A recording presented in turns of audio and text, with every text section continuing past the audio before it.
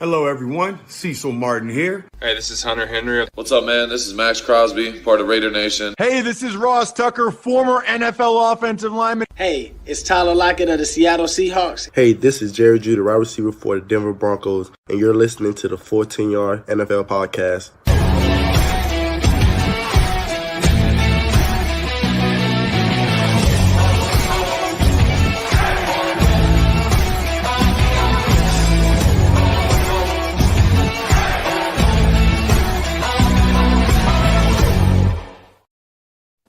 Yes, hello. We are indeed back. We did not forget about the biggest game of the season. I don't care what anybody says. We always plan to record on the Wednesday. Do not look for anything that says otherwise.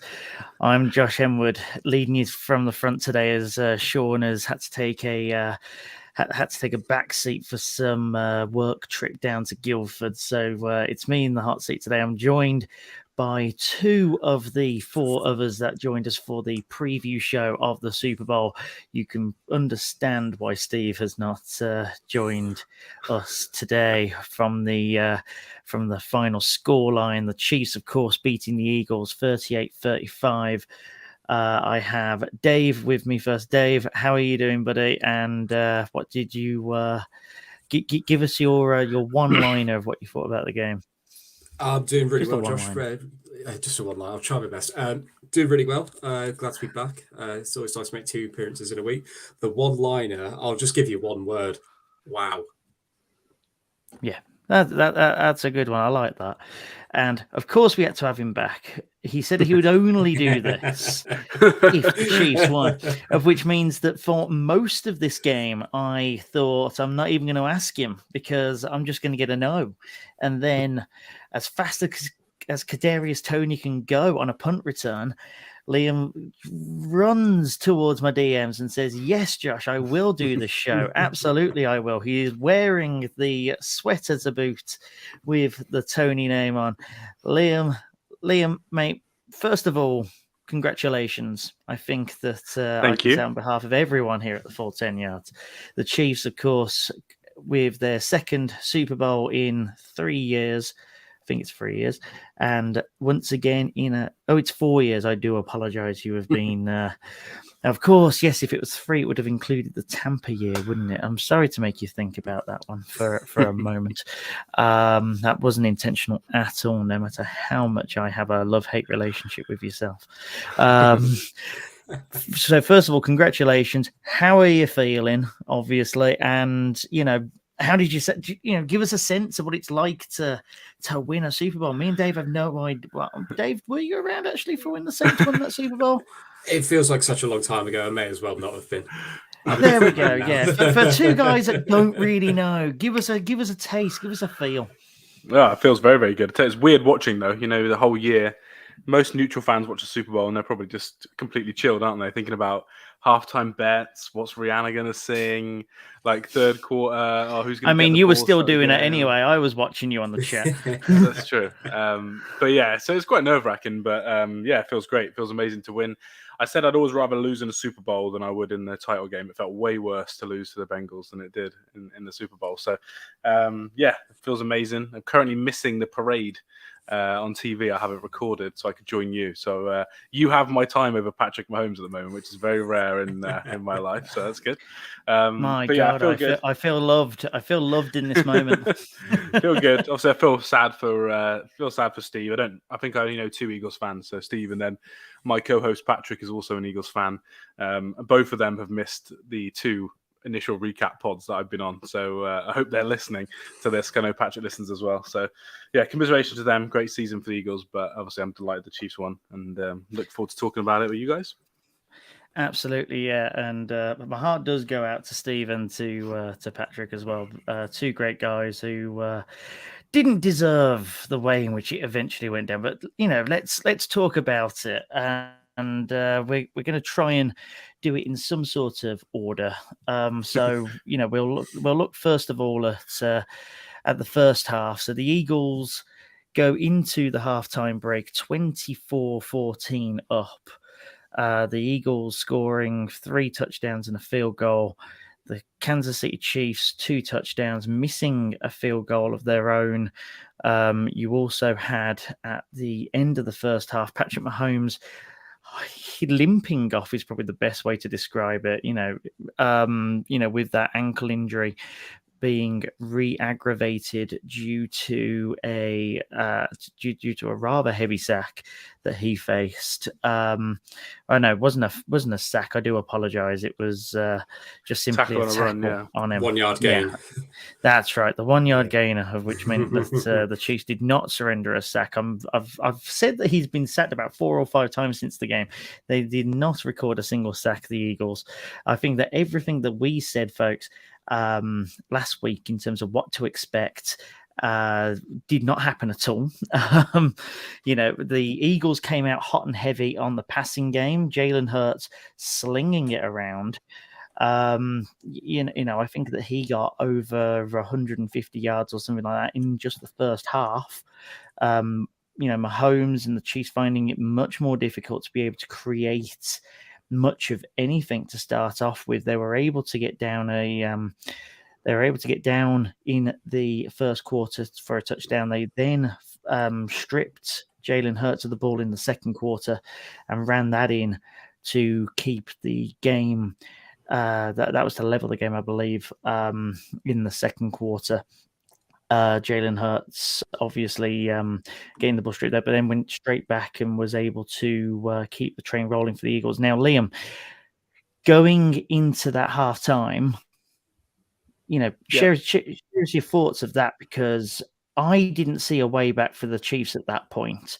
I actually ended up now erroneously deciding to put a few quid on the Eagles winning by 2 scores in the end, just because I thought that just the way in which that, you see it and you think there's no way back. That's how I saw it as a neutral. Quite a lot of people sort of felt the same from like the message boards and all the rest of it. How did you see it? Was there shoots of optimism from somewhere that the neutral might not have seen, or was it just a case of get me out of here? Yeah, so I think it depends on your view on the injury, really. So my opinion, because when he first got hurt, I kind of thought he's going to play the game just because that's who he is. But I thought he was so hurt that the game was probably over. But then obviously you see him run into the tunnel and you're like, okay, right, he's not as injured. So on our Heads Abroad, like UK Chiefs group and stuff that we do all our talking, I kind of said that I think the game's over if he comes out and he is actually as hurt as he looked. But if he comes out and looks back to himself like he did at the start of the game and we score on the first drive, I think he'll probably go on to win it, because that's just Patrick Mahomes. It's kind of written in his story, really. As soon as he got hurt, I was like, okay, he's either not going to be able to finish this game or he's going to come back with a fourth quarter touchdown and win the game. That's just kind of my feelings on it. I think it helped the fact that the first half, if you look at it, the time of possession, they had like 63 snaps, the Eagles did, versus the Chiefs 30. So they doubled up on the snaps. So I think if you kind of look at that and say, okay, Mahomes didn't touch the ball in real life for like 47 minutes of actual real time. Obviously, the Chiefs scored that fumble touchdown, so obviously he doesn't get to drive.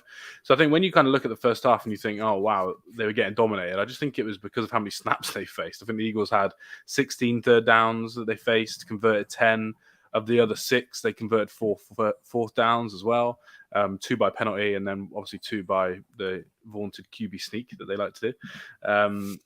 So yeah, I don't know really. I think when he got hurt, I was like, game's over. But then as soon as I saw him run into the half, and obviously they have beat reporters that are inside the tunnel, they just said that he was running fine. And one of the players asked if he was good, and he was like, yeah, it's good, let's go win this. So I was just kind of like, it's Patrick Mahomes. So yeah, I was kind of really emotional when he got hurt and was like, game over, turn my phone off, see you later. And then he started running in with his incredibly fun run that everyone likes to take the mick out of. And I thought, okay, right, we're going to try and do this. So I think on Twitter, I actually used the words, if we don't score a touchdown out of the half, I feel like this game could be over. And then obviously he drives down the field, doesn't have an incomplete pass, and they score a touchdown, and then it made things better. So yeah, I thought the first half was bad from a scheme perspective. Obviously Chiefs completely sold out to stop the run, and then unfortunately for Trent McDuffie, he just missed a pass in the air where he just went the wrong way and lost it in the air, and obviously AJ Brown had that big play. But I think overall the offense was fine. It was just, we'll talk about it later, but the refs missed 2 clear holds on Bradbury, ironically, and 2 punts, and and then they just come down and run the ball and waste a lot of clock. So for me, I wasn't too upset with how the offense played. I just think it was a little bit too relaxed on defense. We need to be more aggressive, blitz more, risk even more. But obviously in the second half they did that, and I think the Eagles only scored 1 touchdown. So yeah, it worked in the second half. But yeah, I was a little bit worried when I saw 15 crawling on the ground and then putting his head into a trainer's arm. But yeah, things got better at the half. Yeah, I seem to think that Patrick Mahomes does this almost exclusively during the postseason as well. I mean, as a Browns fan, I have PTSD of seeing Patrick Mahomes go down with an injury and then Chad Henne coming in to finish off. So I even said to my missus at one point, look, Chad Henne's going to come out and he's going to end up winning the game for him because it's just something of which Andy Reid can pull off. So I could understand the dismay, but never discount the Chiefs no matter what, especially not in this in this league. Dave, give me the other perspective. I mean, I don't think that anyone really expected. We expected it to be a close game, and that's what we got. We kind of expected the Eagles to be more on the ground and more meticulous, I suppose, in terms of the drives, and that's what we got as well. Not so much from the running perspective, but more in terms of how many snaps that they had, doubling the Chiefs, etc. But some of the plays in which the Eagles were getting off and the real desire to try and get up, several scores to start off with really worked for them, didn't it? I mean, they went after the Chiefs secondary like nobody's business. Obviously, they had the AJ Brown touchdown, but obviously McDuffie gets turned around. It's one of those really for McDuffie, but they also had, I believe it was in the first half, the Devonta Smith catch was that the second half? It's all blended into one. That was the first half. Yeah, as well, was the first half. He was down. Yeah, so it was almost as if they were trying to lull the Chiefs into selling out on stopping the run, as you say, Liam, and then just attack them over the top, which is, I didn't articulate it on the preview pod, but that's kind of why I was going with it being a high scoring game, because I feel like both teams were going to think that we need to sell out and possibly stop the run, that it could just be a sort of baiting the defense into being open for those big shots downfield. But it was wonderful to watch Jalen Hurts be the deep threat that everyone knows he can be. But I do wonder if sometimes he's unfairly labeled as, he's just a running back at quarterback. I know that that's a very, very lazy thing to say, but he is, so much more than that. And I've heard people say that he should have been the MVP, irrespective of whether or not the Eagles went on to win the game. However, you can't put the ball on the ground like he did. And not only that, but then boot it backwards. I know that's unfortunate, but it just looked terrible. It just looked awful. I know that he didn't mean to boot it backwards, and it's sort of Cam Newton level of fumble that he did in Super Bowl 50. But the way, just everything that happened, that from the fumble to him booting it to it then bouncing into Nick Bolton's hands, was just such an awful look for. Wait. He changed hands as well on the fumble. That's even worse. They teach you don't move the ball, and he passed it from his own. And as soon as he did that live, I was like, "Oh my god, we can strip that!" And it was Bolton who got the strip as well. I did wonder if Hurts maybe was feeling himself a bit too much at that point. But it was a fascinating first half, I thought, because obviously the Chiefs going down 10. There's the Butker missed field goal. And I know we can get into the ifs and buts, because if Hurts doesn't fumble the ball, then it's a totally different game, etc. But with that Butker missed field goal, which was only 42 yards, which these days is pretty much a gimme, especially for someone like Butker when he's performing at the standard he usually does, it's only a touchdown. And I think as well, had this been the championship game or a wild card, anything but the Super Bowl, without that extra 10 minutes of halftime, it could take Mahomes a while longer to get fully up to speed. Because I think I said at halftime to you guys, he's got 45 minutes to get right, because obviously the Eagles went on that field goal drive before halftime. So, I mean, it's what you need to win Super Bowls. You need things to go your way. And obviously things happened in the second half that had the Eagles fans up in arms regarding a certain holding call. But there are all these little moments beforehand where you think that the Chiefs might have been down and out. But at half time, and maybe it's because I wasn't as sober as I usually am, shall we say. But I did feel like the Chiefs were nowhere near out of this. I mean, we've seen the Chiefs be 24-0 down to the Texans in a playoff game. So, and they proved that they could score on the Eagles as well. It wasn't as if the fumble touchdown was their only score. I mean, they should have had the field goal. They had an impressive drive to open on the opening drive. Yeah, I thought it was very much a game, and it was already. I was thinking, wow, this is great. It was already a brilliant game at that point.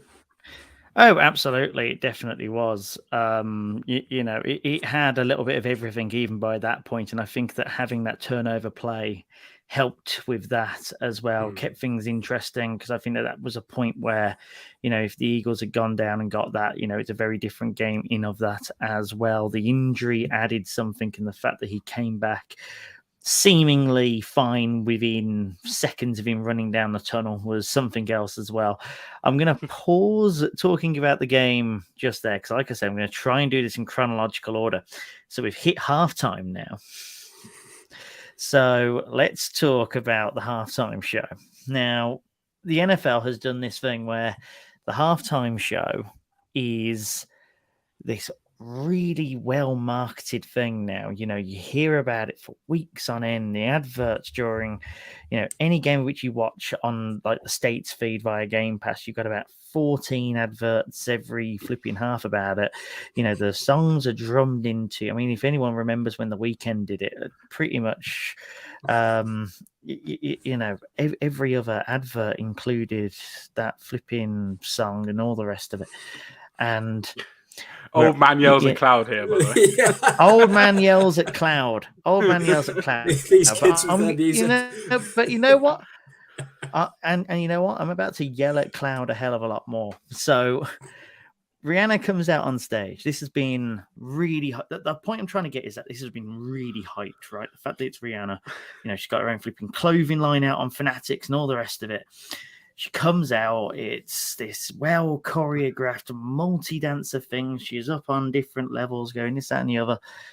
Now, I know that, Liam, you've covered this with the betting lads on the betting pod, the fact that, it's all pre-recorded, the mute, because it's got to be able to go out to the feeds and all the rest of it. But am I alone here in thinking that even as a dubbed performance where you basically, you have to mime and you have to do this and the other, just didn't seem that bothered. It seemed a lazy performance by usual halftime standards, and people are just loving it because Rihanna records bangers. People are just listening to the bangers rather than looking at what's in front of their face. I say I'm firmly on the opposite side to you on this one, there's one more debate later in the podcast I know we're going to be on the other side of, but this is one. I thought she was good. You have to remember, it came out after, but I think it was obvious during, but I think as men, people probably didn't want to say this on social media, but it was quite obvious she was heavily pregnant. So absolutely. But that kind of puts the question as to why she did it in the first place.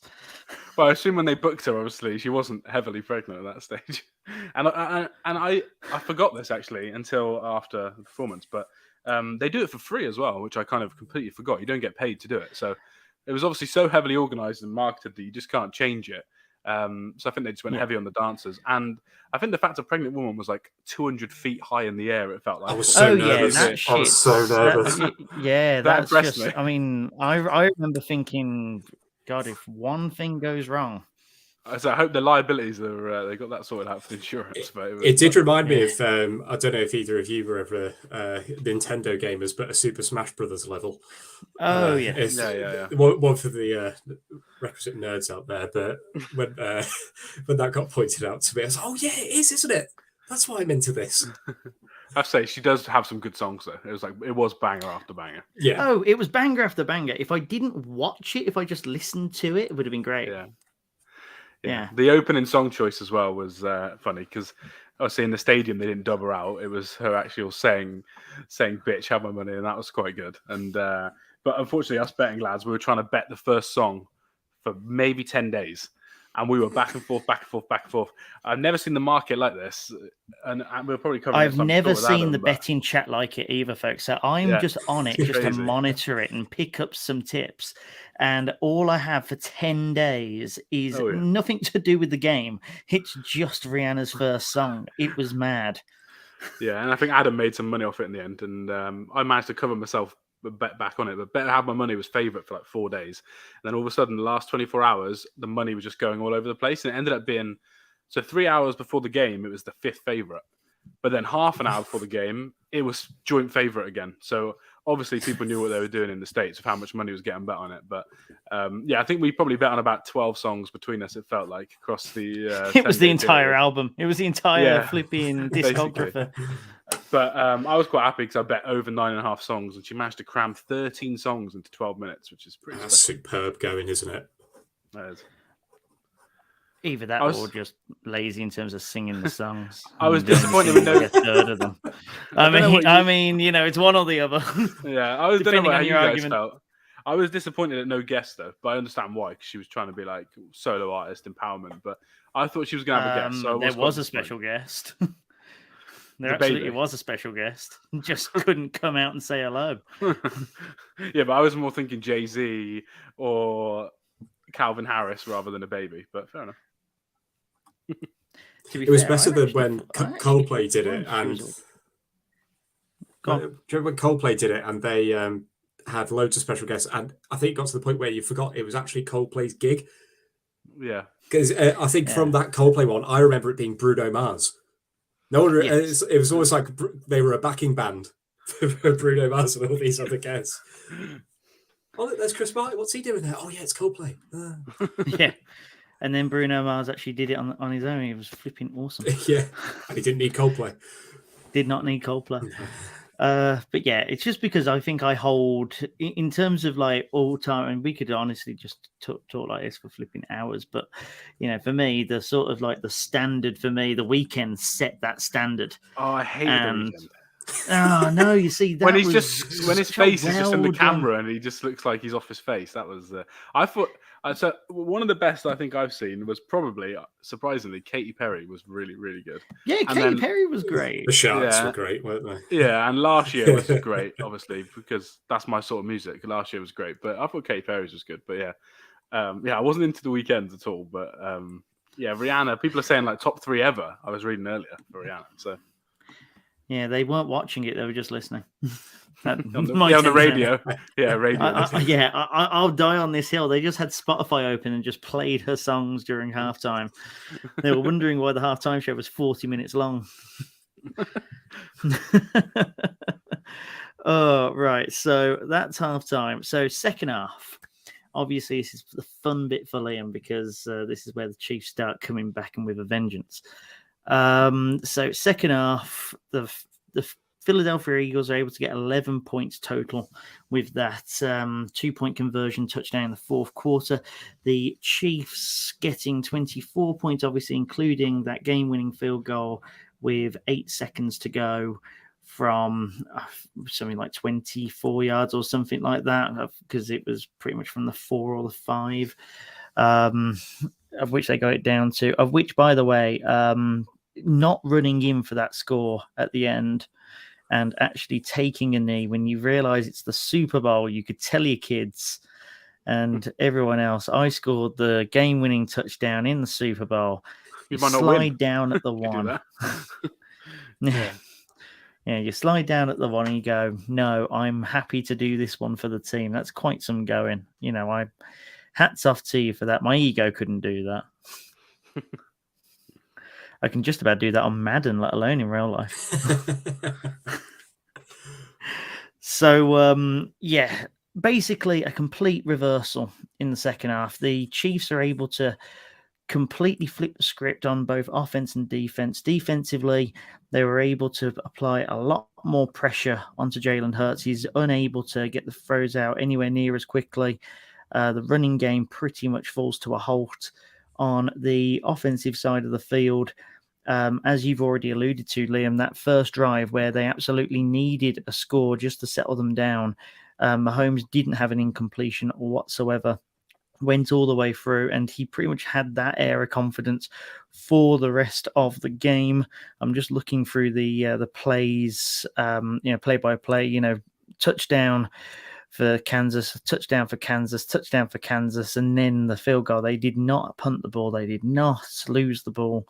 It was just time after time, whereas the Eagles' field goal after a 7-minute 45-second drive, of which actually brought us pretty much to the end of the third quarter, and then they punted after a 5 and out.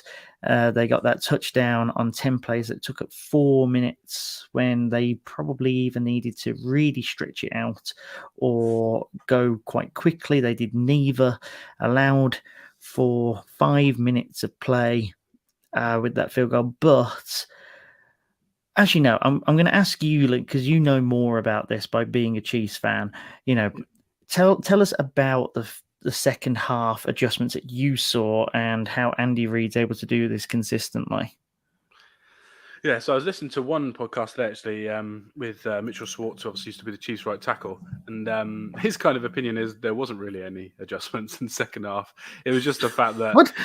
Yeah, that's obviously the fact that Mahomes got tackled and hurt his ankle, obviously on that big third down after Orlando Brown had two penalties. So that drive was just dead, really, because of the left tackle in the first half.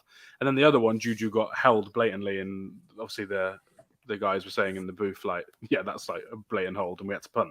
So his view was kind of there wasn't no adjustments. But in terms of what people think are adjustments, I think it's more of Andy setting up the plays. So what he did in the first half was they did so many jet motions, especially towards Hassan Reddick. So he had to obviously think about it before he could rush the passer.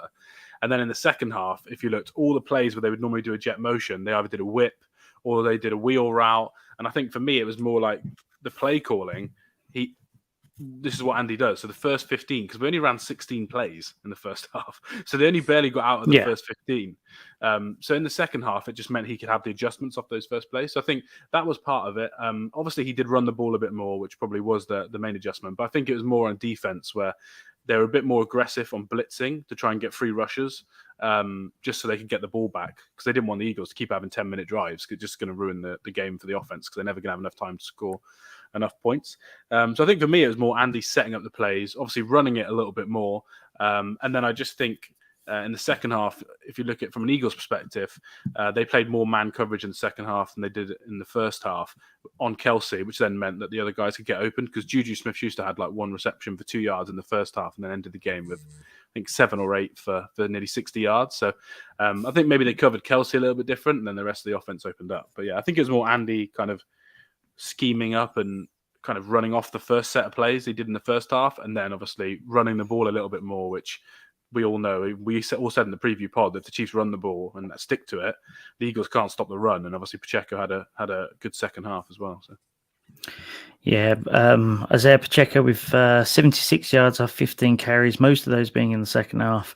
Juju Smith-Schuster 7 receptions for 53 yards off 9 targets. Both of those definitely having a lot more to say in the second half. But the man who probably had the most to say in the second half, Dave, Kadarius Toney, from one play. If you look at the drive-by-drive summary, you'll find a very clear outlier. In amongst all the total times, you will find that there is one that is 4 plays starting from the Philadelphia 5-yard line, and it lasts just 49 seconds, which completely turned the game on its head. Talk to us about the punt return. Well, I mean, I was going absolutely crazy at this point, because it was just punch, counter punch all game from both sides. And you thought, well, something's got to break here. We've had, as I said, we had the missed field goal, we had the fumble touchdown. That's the weirdness done. But then obviously the Chiefs went touchdown, it went field goal. Philly is still up by 6. Chiefs get the touchdown. They're leading for the first time. What do the Eagles do? And they go 3 and out, which is just an absolute disaster at that point, because you've given Mahomes the ball back after less than 2 minutes. And you think, oh, this is looking really bad, because, as you say, the Chiefs were then running the ball down the Eagles' throat and they had the lead. So time was no longer of the essence. But when Kadarius Toney just popped off that return for 65 yards, I thought that is possibly game over. I was worried, though, that the Chiefs were going to go for 2. to make it a 9-point game. I think they should have gone for 2. I think. I think they should have as well, but I was just really nervous that, especially because of how much they were just dominating the Eagles at that point. Dominating might be a strong word, but it's what it felt like because they'd scored on 2 consecutive plays and it was about to be a third. But I just had horrible visions of them not getting the 2 and then something catastrophic happened. But they sensibly did play it safe with hindsight anyway. But as soon as Tony made that, I did think it was game over. And then he actually ended the day with 1 catch for 5 yards. It was a touchdown as well. So the two things that Tony did were one of the most important plays, and the other one was a touchdown in a Super Bowl. Yeah. Yeah. I was going to add as well. He had 5 plays, and his other play is when the defense thought he was going to run the whip route, and they just ran the same route with Sky Moore, and Sky Moore scored the touchdown. Tony was in for that play. The third down with Juju Smith-Schuster basically faked to block for Tony. That was them faking an orbit past Tony on the left, and then the Mahomes to Kelsey, like 20-odd yard gain. That was where they faked a screen to Tony and then through to Kelsey. So he was in for 5 snaps, and they all were third down conversions, touchdowns, or I think it was the longest punt in Super Bowl return in Super Bowl history. But I saw people criticizing the punter as well, which I was as well, but I didn't care, obviously. But then I heard one of the special teams coaches that goes on the McAfee show is just saying, "Oh, he thinks that was a planned thing." So they lined up to make Tony think they were kicking it to the right. That's why it was lined up that way. And then the punter quickly changed and kicked it the opposite way last minute. That was the idea, so they could try and block coverage. But obviously, Tony just did that awesome cut. And then I don't know what you guys were like, but on TV, it was like a sea of white all down that sideline. I was like, crazy. This is a touchdown. And then Andy Reid, fun enough, said yesterday, I didn't know this, and he probably didn't want to reveal this, but in practice, they don't give him more than 7-yard routes because they said he's had so many hamstring injuries and they feel like the Giants dealt with it badly. Basically, this is what he said, that they didn't want to risk him running 20, 30-yard routes. So in practice, he only runs 5-6 yards out. So they said when he started running, they were all like, "There's no way." Andy Reid basically said, "There's no way he's going to score." Expecting the hamstring to pull out. Yeah. No, he basically said that he has no conditioning. Like they said, "Look, we don't do any conditioning, so he needs an off season with our trainers to sort the hamstring out." So basically, they were like, "He's not going to be fit enough to run," and you could see at the end he was just like walking, like trying to like zigzag, and I was like, "Oh my god, he's going to score!" I had a bet on him to score 2 touchdowns, so I was going absolutely nuts. And then all of a sudden, he gets tackled, and I'm like, "Oh!" But then you realise you're at the 10? I don't know. You probably got the play by. I think it was the 5-yard line. Yeah, 5-yard line. I'm just like in my head at that time. I was like, okay, there's no way we're not going to score now, so we can now win the game. But I was for like 30 seconds being like, oh my god, Tony's going to win me like 600 quid, and it's the most stupid bet ever for him to score 2 touchdowns. But I'll take the win. But he was exceptional. On the preview pod, I did say that I was not expecting, but I was wondering if we were going to have a player that had that sort of Sammy Watkins-esque game. And in a way, it was kind of Kadarius Toney, but not in the box score at all. But as you say, he had very limited time in the game, but everything he did just sent the Eagles into a complete spin cycle, and they had absolutely no idea how to deal with him. And it was one of the most. He's obviously not the MVP, but he's the MEP, the most enjoyable player of the game, because he wreaked absolute chaos upon the game whenever he was in there. It was wonderful. Yeah, he did. Yeah, that's a new one. MEP. I was going to say before member we of the European Parliament. No, patent pending. I know what's next on the call sheet. So before we get to that, I was just going to talk in general quickly about the second half. That's all right. It links to the topic we're probably going to have an argument about in a minute, but I thought these stats were crazy. So in the second half, that is the most efficient offensive performance of all time. The Chiefs gained every single yard they could, like in terms of physically could. They could not gain any more yards apart from 7, but they kneeled down for 7 yards at the end of the game. So that was all due to kneel downs. By EPA per play, QBR, passer rating, PFF grade, ESPN QBR grade, that is the best second half performance that any quarterback has had in the Super Bowl of all time.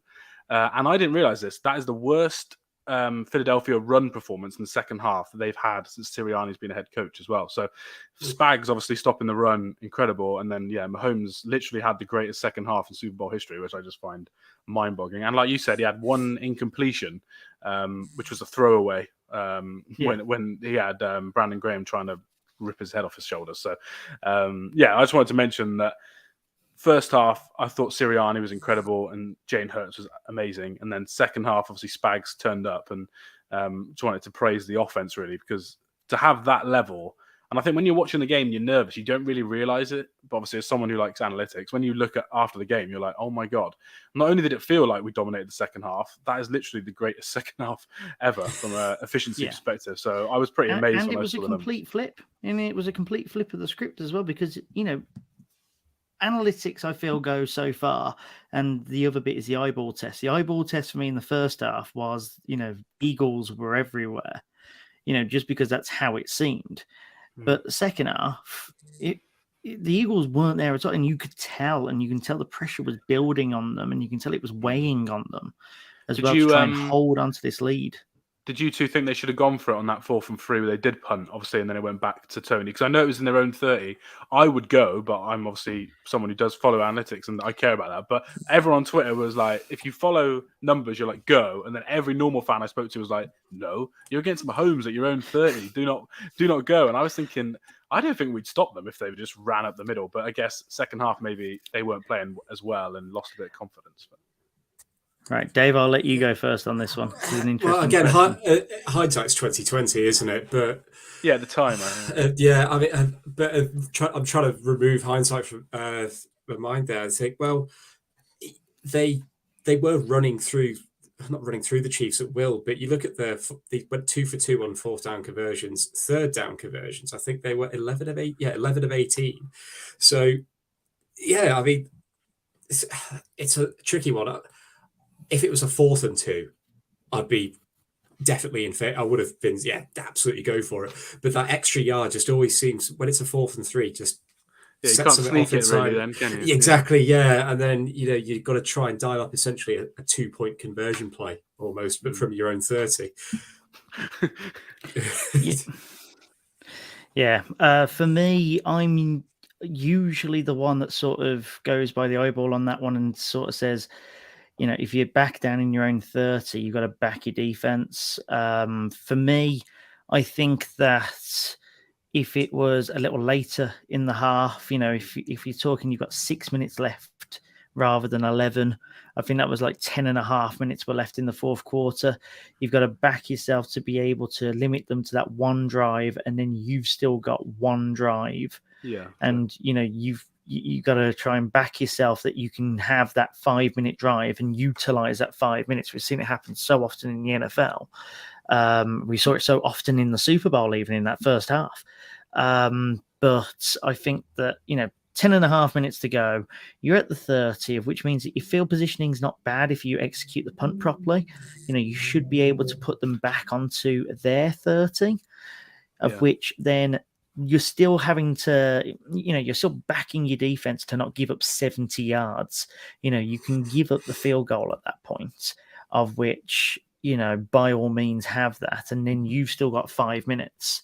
That's kind of how I'd be looking at it. I did wonder at one point whether they would, just because Nick Sirianni seems like the kind of guy that would sort of just amazing go, on 4th down. Yeah, sod it.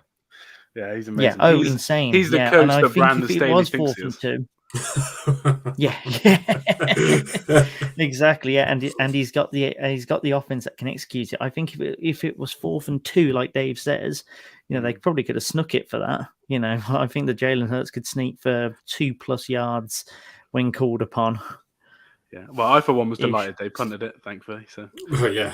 Well, yes, the rest is history, and hindsight's of course 2020. But no one expects the punt to go back to the 5, do they? No, they do not. No, it's not very often that happens.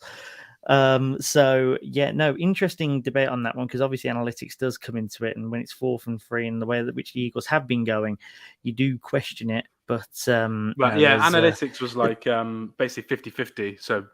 Make a judgment call. Yeah, the numbers were the one that they were in annoyed that case. about, I go conservative. Yeah, the one they were annoyed about was when he kicked the field goal in the earlier in the game. I don't know if it's in the second half or first half. That was like 70% go for it, and that was the only one where he just gets a field goal. But is that the one? That would have been the one third quarter, yeah, directly after Kansas had scored their touchdown. That was the 7 minutes 45 seconds, and then it was a 33-yard field goal.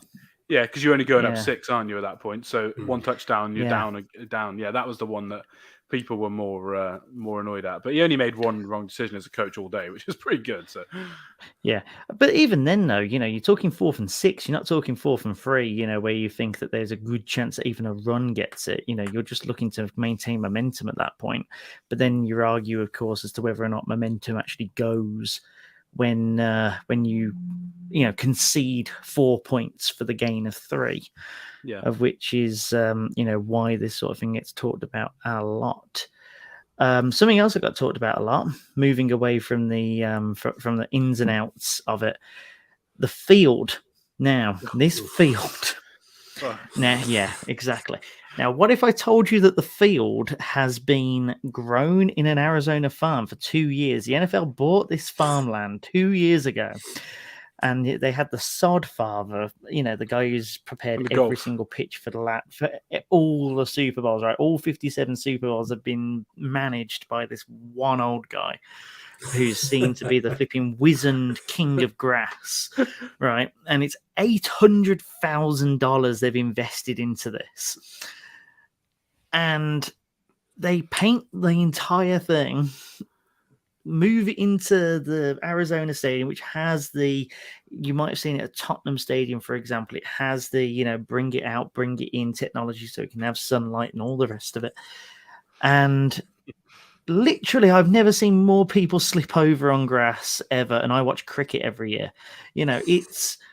It was insane as to how many people were falling over, and also just how chopped up it was getting. I've never seen an NFL field I've never seen a rugby field like it.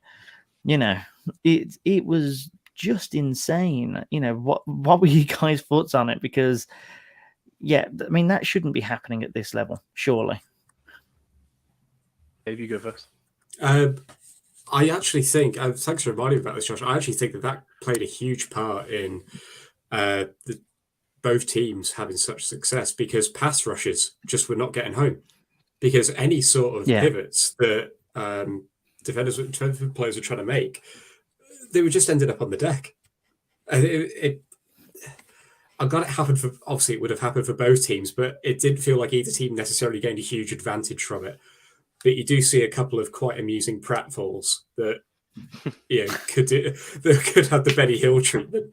But yeah, it's an absolute shambles that it happened on the biggest stage, basically, that you're going to have such poor quality grass, because it's one thing to be slipping over, but it's another thing when you actually see chunks of grass coming out of the ground as well, because then you get into the whole injury situation as well, because that could be a broken ankle straight away. And that's one of the main things I really didn't want from this game, was that injury that ruins the game. I don't know, we almost had it with Mahomes, but yeah, I've just baffled as to how they let it get into that state. What are your thoughts, Liam?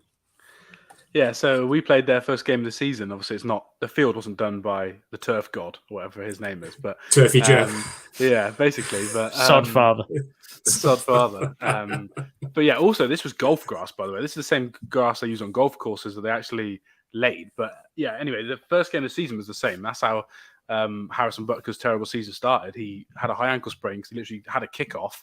And the turf was so bad, his whole body just slipped and he just collapsed on himself and then twisted his ankle. But yeah, they said the first game of the season, that's one of the worst fields they've ever been on. And then flash forward to the end of the season, I know it's a different field, but it's the same outcome. And I think part of it is because they keep wheeling it in, wheeling it out, and they're in the desert. Do you know what I mean? They're growing grass in the desert. And I don't want that to be turf, because if you listen to players, they all just say turf is worse.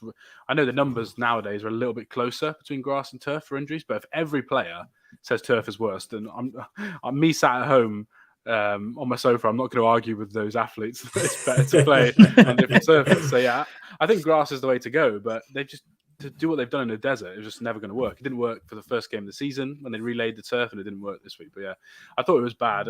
I know the broadcast kept saying it, but it was definitely worse on the painted areas, which was the only reason I was panicking at the end of the game, because they lined the field goal up bang on directly in the logo. Yeah, and I was there like, guys, I noticed that. Do we need to do this? But yeah, it was terrible. It shouldn't be done like that. You shouldn't have a Super Bowl like this. And I don't want to dampen next year's Super Bowl already, but it's in Vegas where they also wheel the pitch in, also extremely hot, and it will be grass as well. So, and the Vegas turf this year was slippy as well. So I feel like it's just going to be a similar scenario, but they've got a year to sort it out. But I have to say, it was embarrassing that if you're the NFL, that Fox kept having to show this like piles of cleats with longer studs to be like, look, this is what they're doing. One player, they didn't show it on Fox, but they showed it on like the YouTube highlights. He covered his whole studs in tape. Like his whole foot, even though he didn't sprain his ankle, it was one of the Eagles players, covered it in tape to be like, right, this might give me a bit more support. I don't think it actually worked, but the fact that he even has to think about that in the Super Bowl is a bit of a joke, isn't it? It is. Also, quick question, Liam, you might know this. Harrison Butker, does he usually wear two different boots on his feet? Because he has his left boot is Adidas and his right boot is Nike. And I'm there thinking, what the hell? Show off. Yeah, so I'm not quite sure if this is true, but I read something about there being part of it is like sponsorship deal to wear whichever one's on his left foot. But he's very superstitious, as most kickers are. So he only kicks with the same style boot on the right foot. So he just did the deal that he can wear whatever boots he wants on the kicking foot, and then the left one he'll wear the free boots that come through sponsorship. So yeah, I never noticed it until this game, and then when I read on it afterwards, apparently it is a common thing. And ironically, first game of the season he wore all Nike boots, and then obviously slipped, and then he's come back and he's mixed it half and half. But yeah, I didn't know that after. But he's a very, very superstitious man. He's quite an odd character for anyone who wants to do some research on him. So yeah, it didn't surprise me when I saw the photos. You do realise that when it comes to doing the AFC West pod now, we are going to have to just talk about the oddities of Harrison Butker in detail. You've set yourself up for that now. Yeah. Not a fan of vaccines, I'll say. That's one thing about him. Yeah, I'd probably say about a third of the league isn't. Just that they're not as loud and vocal about it as Aaron Rodgers or Cole Beasley. True. Yeah. Speaking of other controversies, because that's definitely one, let's come on to the one of which was given the most airtime, I think, towards the end of the game. Obviously, we were, of course, going to talk about this, but I think it can get quashed rather quickly. And in fact, I'm just going to give you guys I'm just going to give you a couple of questions on it, really, kind of yes and no. Just because I don't think that it really needs to be discussed all that much. Now, obviously, Bradbury has said that it was a hold in any case. The game-defining moment of which many called it, where Bradbury holds Juju Smith-Schuster. First question, was it enough of a hold to affect the play? Yes or no? Just shout out. Yes. Fair enough. So that pretty much just discounts my my second question there. So, I was thinking if one person said no, I could go on to what would constitute it, because there may be a rule change could come into the offing in the summer about, whether or not if a hold doesn't have an impact, should it be thrown? Because I think that's which the first killed him on been answered for. He killed him on a double move. He did that earlier in the game as well, actually. And yeah, it's a walking touchdown for me. So yeah, the video that gets shown often is the one of which was on the broadcast, of which is the the end-to-end view. Yeah. The end-to-end view of which is it practically shows nothing. That view, it does nothing. The most of which you see is the slight left arm on the back of on his back, but it doesn't actually show any tug of jersey. It's because the side view is best. If you guys look at the Twitter photo that's now circulating, where you got the side view, it's very clear that there is a huge hold on his jersey.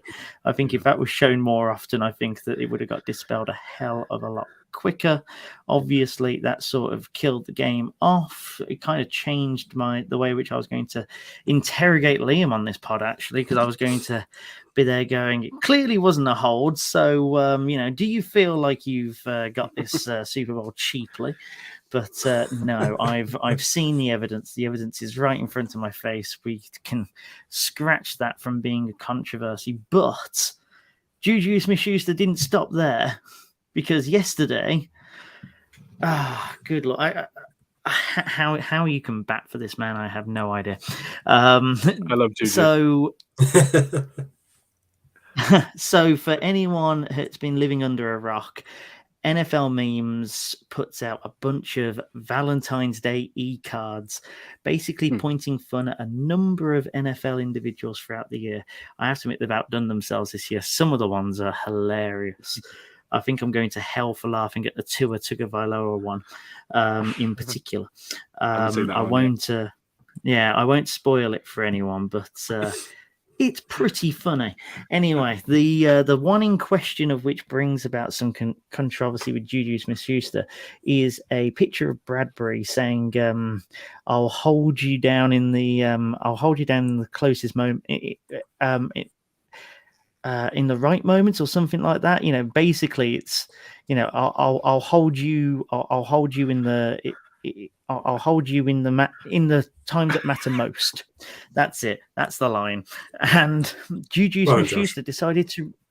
Yeah, thank you. It's been a long week, right? I haven't had a lot of sleep, and it's been a long pod as well. It's 50 minutes in. I wasn't expecting to host this, and Juju Smith-Schuster, retweets this out. Basically says Happy Valentine's Day, knowing that pretty much everyone is going to come after him on it. Quite a few of the Eagles players get in, some more humble than others. A few NFL individuals, writers, journalists, etc. Does it sit right with you? I just think that's just being a bad winner. Yeah, I love it. Liam, I'm going to come to you first because you are. Yeah, I was going to say, you love it, but it's, come on, surely it's just a case of don't be a prick. I don't know. I just find it quite funny. It's only a hold, isn't it? It's not like he just made an error on the field, isn't it? But I find Juju quite funny. And yeah, he was getting a lot of stick pre-game as well in terms of from Philly media, like, they've got no wide receivers and they've only got Kelsey, and then obviously he has a good game. But yeah, I think he's just having a bit of fun. I don't think it's that serious, but yeah, people seemed annoyed. I think it'd be different if Bradbury's in tears on the field crying like I've ruined it. But after the game, he's like, I did a hold. Next day, he's like, I don't really mind where I'm at as long as I get paid. I want to try and win the Super Bowl, but as long as you pay me, I'll come. So I think Bradbury being quite okay with it was saying. I think it'd be a bit different if it was like Mahomes taking the mick of like Joseph Asai, after the day when Asai's in tears on the field and needs all of his players to like carry him to the locker room. Whereas for me, I thought this was just a little bit of social media fun, and then sore loser Eagles players didn't like it, which I found quite funny. One of them, which is quite close to Dave's heart as well, Mr. Garner Johnson. Oh, yeah. I mean, it's not that big a deal, is it? Juju likes to run his mouth. And if you're going to take the bait, then more fool you. And again, if Bradbury had been, as you say, had it been a situation like in the AFC Championship game, then yeah, it would have been sort of kicking someone whilst they're down. But he owned it and he's happy. He's moving on from it. And everyone getting themselves in a twist about it. I think if that was like Travis Kelce, everyone would laugh it off. But because it's Juju's got a bit of a odd. People like see him as like a TikTok person, and I think it meant a bit more. If that was literally like Travis Kelce or calling someone a gibber.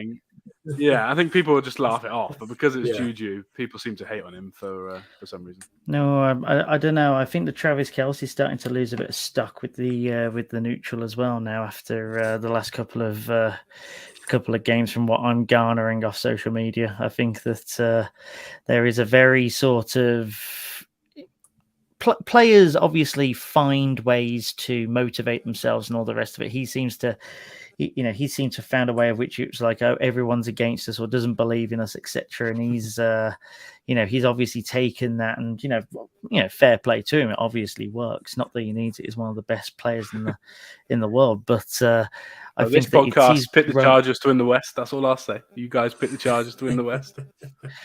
I mean, I think that we were expecting a hell of a lot more from a lot of teams this year, of which just never came to. you know what? The predictions pod recap is not happening at all. This season did not go to plan whatsoever. No one expected the Denver Broncos to be as terrible as that. No, not getting into it now. Dave's wife did. Oh yeah. Yeah. No, that will be for a summer pod, Josh. Do not get sucked into Liam's madness. Right, final point before I let you two go. MVP. Now, Patrick Mahomes won it. Probably with some of the lowest actual, if we don't look at rating, etc., because obviously he had the best rating of any quarterback in a second half, etc. But in terms of actual passing yards, rushing yards, etc., I think just because of the fact that he didn't have a lot of plays, Mahomes had a rather muted performance if you look at the box score alone. You look at it and Mahomes gets 21 completions off 27 for 182 yards. He does get the 3 touchdowns. Jalen Hurts had a monster game himself, like you said, Dave, at the top of the show. If he was on the winning side, he would have won it comfortably, and there was possibly an argument that he could even have had a shout for it, even as the loser, if he didn't contribute via a fumble and then throw it for 5.5 yards down the field on a Hail Mary at the end of the game. I think that those two things kind of played a contributing factor towards that. But even PFF gave him, the highest rating of anyone there. My question to you both, just from looking at it from a pure numbers perspective, because that's what a lot of this sort of boils down to, and all the rest of it, is the MVP pretty much exclusively for quarterbacks of the winning team, unless someone has a serious monster of a game. Like, for example, Nick Bolton would have had to have scored that second defensive touchdown to have had a shout. Yeah, I think he wins it then, yeah. Yeah, but realistically, it requires that level of, almost superhuman performance from a non-quarterback in order to get it. Well, I think, he didn't have a crazy game last year, did he?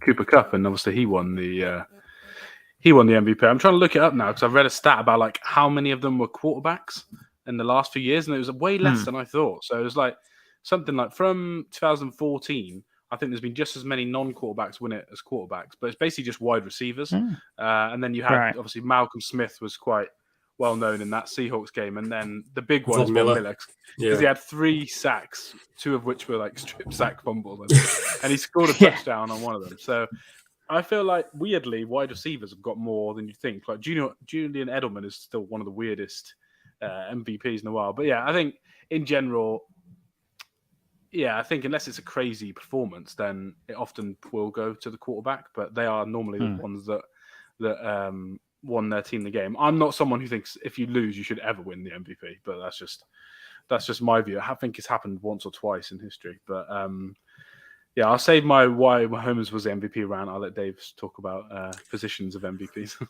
Well, I was going to say, I think Nick Bolton should have had it full stop. That's the sort of, irrespective of that. I mean, when I thought that was in for a second defensive touchdown, even though I'm not a Chiefs fan, I lost my mind. This is amazing. But because it did feel like a Malcolm Smith-esque performance in that game. Yeah, and he was always there as well. His name was mentioned so often. Well, imagine if you bet him, you'd be fuming then, wouldn't you, if you bet him? Because I think he was 60-1. So. But he led the game across both teams with tackles, and you look at the other defensive players, the names on the Chiefs half of the ball, and Chris Jones and Frank Clark had relatively quiet games. But again, it's not a knock on them, but Nick Bolton's the guy that really stood up and made it count. And you could actually tell in the second half as well, the way that the Chiefs were getting after the Eagles, Nick Bolton was at the front of that every time. So he was my personal MVP after Kadarius Toney. I was going to say, Kadarius Toney, we can just give it to him. That'd be fine. I think I don't know if Adam bet it as well, but I knew that I had it. I think Callum might bet it as well. He was 100-1 for Super Bowl MVP, so I had a quid on it just for a laugh. And when he was running in for the second one, I was like, "Oh my god, Kadarius Toney MVP, 2 touchdowns." Night, but No, yeah, I'm biased because obviously he's my favorite player of all time. But yeah, I just couldn't see how it can't be Patrick Mahomes. Obviously, against the league's best defense, allegedly, he had a 99 percentile performance in every metric that isn't yards, basically. And if you look at yards per play, the Chiefs had more yards per play than the Eagles. Just the fact the Eagles had double the plays. It was like 6.4 for the Chiefs versus 5.8 for the Eagles. Both those lines would have been leading for the whole season as well. So it's literally the best performance per drive in the season. So by both teams. And obviously Mahomes won the game. Yeah. So for me, I think he was. Like I said, I don't want to read all the stats again, but yeah, it was like the 5th best Super Bowl performance of all time as well. For the whole game by EPA per play, EPA added, QBR, every stat that isn't yards. And Jalen Hurts was the 8th best. So it was like 2 top 10 performances. But for me, yeah, Mahomes was better. PFF actually graded him with no negative plays. ESPN said no negative plays as well. That's the first time in Super Bowl history that quarterback being graded with no negative plays. So for me, I thought it was an easy decision. And when Josh put in the group chat that he wasn't MVP or something, I lost my mind. But I'm not exactly going to be annoyed if my linebacker wins me the Super Bowl either. But you made it sound like I was ready to implant Jalen Hurts as the MVP. Even though he was on the losing side, that was not my pitch. My pitch was for Tony or for Bolton or for someone. It was basically it was more of a case of QB versus everyone else. But I can understand why you back for your boy there, because that second half performance was fantastic. I just wonder whether or not it's narrative as well, isn't it? I was going to say it's the narrative, isn't it? Yeah, the ankle injury is that's big. So I kind of thought he would get it. And like you said, though, if the Eagles won for sure, I would have given it to Jalen Hurts. I don't think anyone else could have really had a case for them. I thought Dallas Goedert was second best player, but Jalen Hurts would have been the MVP if the Eagles won. But I mean, he led the team even in rushing. He had 70 yards rushing off 15 carries. Kenneth Gainwell was the next highest with 7 carries for 21 yards. That will tell you as to just how little the Eagles were able to get off the ground on the rushing front. So, Jalen Hurts was definitely carrying it from an Eagles offensive perspective, and the Chiefs I felt was a bit more all-rounded on both sides of the ball. But like you say, the narrative and also just the incredibly clean second half, in pretty much every single way is what carried Mahomes over to that MVP there. So put it this way, I'm definitely not as negative on it as I was at 4:00 on Monday morning. I thought I'd put in some sort of wrench in the chat at 4:00 in the morning. It's it's tired talk, which is what I'm pretty much doing now. So no, that's it for us today. We've just gone over the hour. So cheers, Dave, and cheers, Liam, for your thoughts there on all things Super Bowl. Really great to have you, Liam. Obviously, congrats again. In terms of what's happening at 410 yards, considering that we are now at the end of the year, Liam, I believe that the Go for Two pod is going on for its Super Bowl review on Friday. Did you say Thursday, Friday? Yeah, it's going on Friday. Yeah, and then we've got some excited plans as well for free agency and draft content as well, because we all know that the NFL doesn't have a break until like the summer, so we get into the draft stuff now. So we're doing one Friday, and then basically straight away from the week after we'll get on to free agency and draft stuff, so it should be good.